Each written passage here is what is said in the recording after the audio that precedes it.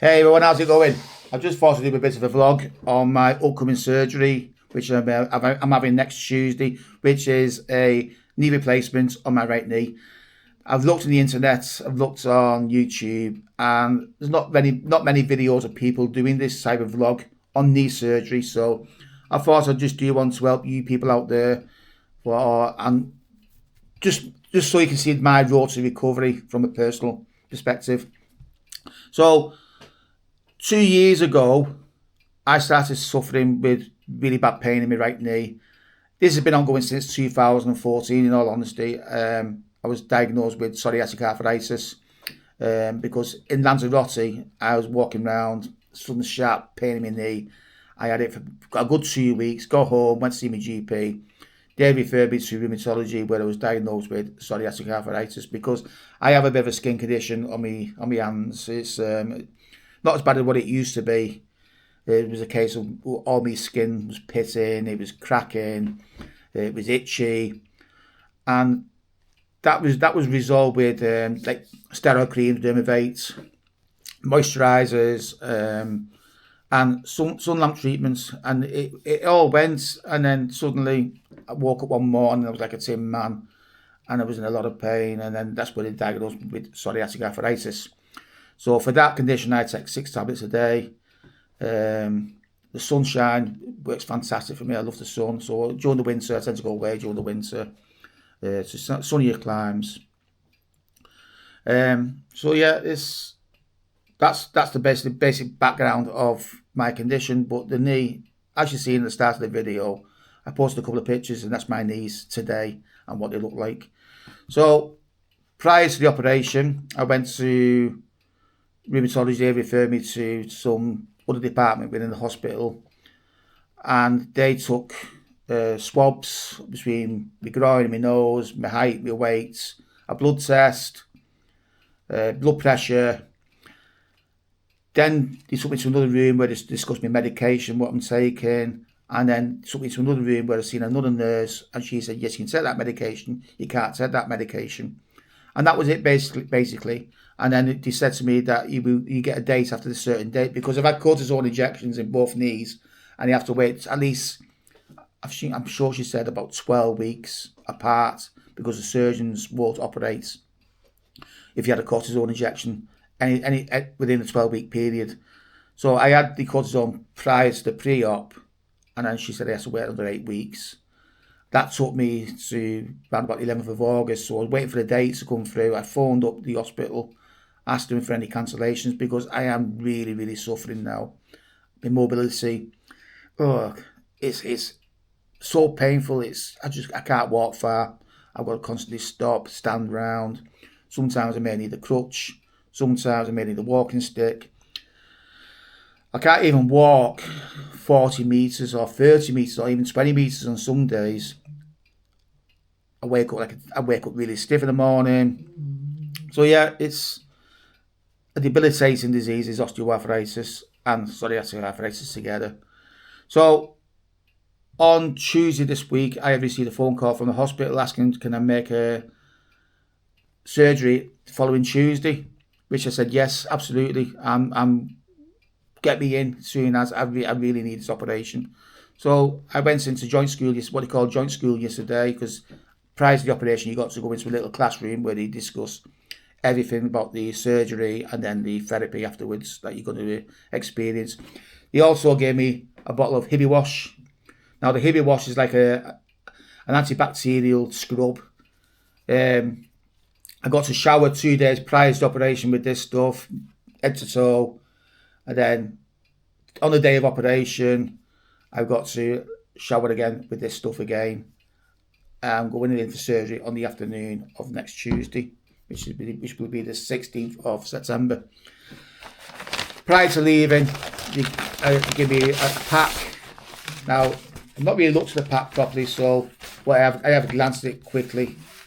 So the anaesthetic that I'm going to be having will be an epidural in my back, in my spine, because I will be awake during the operation.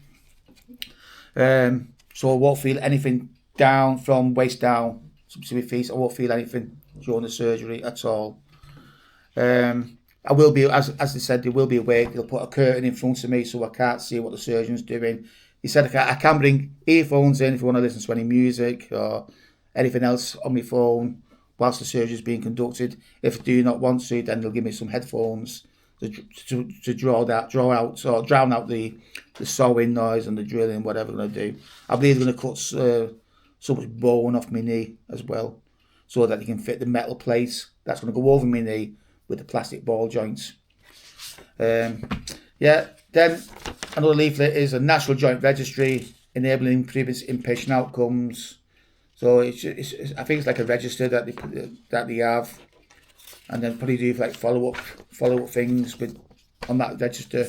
Again, with spinal anaesthetic, it goes through an explanation of what to expect, how to prevent falls whilst in hospital.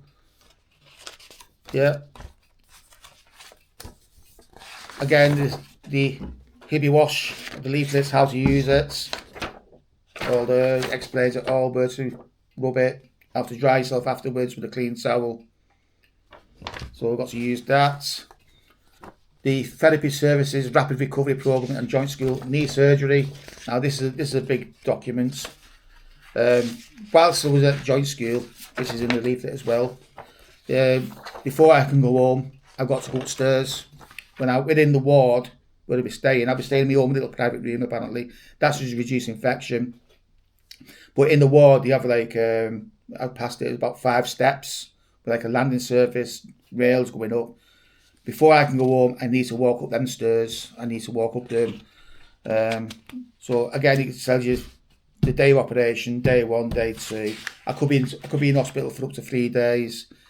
So I'll be providing of how I would react after the operation. I will be in surgery for an hour and a half. The bloods, I've got to have a blood test 5 days prior to the operation as well. That's in case I need a transfusion, because apparently you might lose a lot of blood, they said. And if that's going to be the case, then obviously I would need a blood transfusion.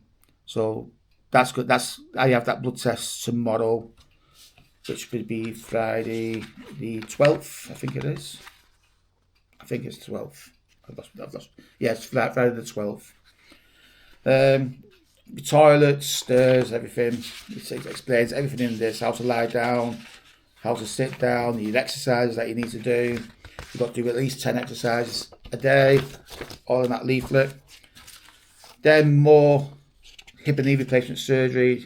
It just tells you thank you for sending to school, the recovery on that, how to prevent deep vein thrombosis. So after the operation, I have to wear stockings for 2 weeks solid. I cannot take them off. I cannot shower at all. I've got to keep them bone dry. It explains everything in these leaflets. Again, just how to treat your dressing right, because you've got to reduce the infection. Now, one of the things they did point out within joint school is what the dressing would look like. Now, these here, they won't change if it's like that. But when it goes like this, then this is the only time they will change that dressing, because this dressing absorbs absolutely everything, they said. So that's how strict they are with the dressing and to keep it dry. So you must keep it dry. Again, the intravenous fluid therapy, if you need any IV fluids, etc. Be discharged from hospital. What happens when you get discharged? Who's going to be looking after you for at least 24 hours to 48 hours after you leave hospital? Because they said that's most critical time, because you need someone to monitor you for deep vein thrombosis or helping you with pre-prep meals, etc. On that one. What's this one? Patient reported outcome measures. Okay, so this is just basically some referral helplines and stuff if you need any additional assistance. How to prevent ulcers, lying down too long, pressure ulcers if you're going to be staying in bed for a long period, which I hope not. The stockings, it's just giving the stockings what they are, how to put them on, all that's inside there. Welcome to the hospital, the do's and don'ts, how to reduce infection, blah blah blah. This one, he actually phoned me this morning about this because they wanted to get some measurements. So I had to go around the house and measure the chair, the height from the floor to where the cushion is on the chair. From that, it was 19 inches from floor to height. They said that's fine, there's not a problem with that one. The bed, the mattress from the floor to top of the mattress, that was 25 inches. And casters and legs and stuff, they said they're harmony on that. But when I told them the height of that, they said that's fine, you should be okay with that one. The toilets, again, the toilet's down here. I had to do floor to the top of the seats. Now the toilet was about 18 inches from height. Now they said that the seat needs to be raised to at least 20 inches up to 22 inches. And would I need anything to help me lift myself off the toilet? Now sometimes because of my knees, if you sat there for a long period and you're standing up, I use there's a radiator side of me. I usually use that to get up. But they're going to give me like a frame to help me lift myself up off the toilets. I don't have a bath. I have a walk-in shower, so I'm all good with that one. But yeah, they're going to phone me later on today or tomorrow, asking me when's the best day for delivery. And then a couple of emails to contact within the hospital if I need any further advice. So the aim of this video is pre-surgery, during surgery, and post-surgery. My road to recovery, how I feel, how much pain I'm in, and I'm going to tell you people out there how I feel in everyday life after I've had that surgery. So if you think you'd be interested in this, make sure you subscribe to the channel. Ask me any questions within the comments. I'll try my best to answer anything that you have, any queries, etc. Anything you want to know. Don't be afraid to ask. I will get back to everybody on the channel who asks me any questions. But yeah, next Tuesday I'll do a video from the hospital, just show you around my little ward area, my bed, my chair, pre-op, what they say to me, and then after the operation I'll try my best to see if I can do one in the recovery room. Just show you the dressing, let you know how I feel. Once the anaesthetic starts wearing off, how long after the operation the pain starts kicking, because I know the pain will kick in. It'd be 10 times as worse as it is now. But we'll see how it goes, and I'll try my best to answer absolutely anything to you all. So thanks for watching. Please like, subscribe, comments, share, do whatever, and I hope to see you all soon. Catch you later. Bye bye.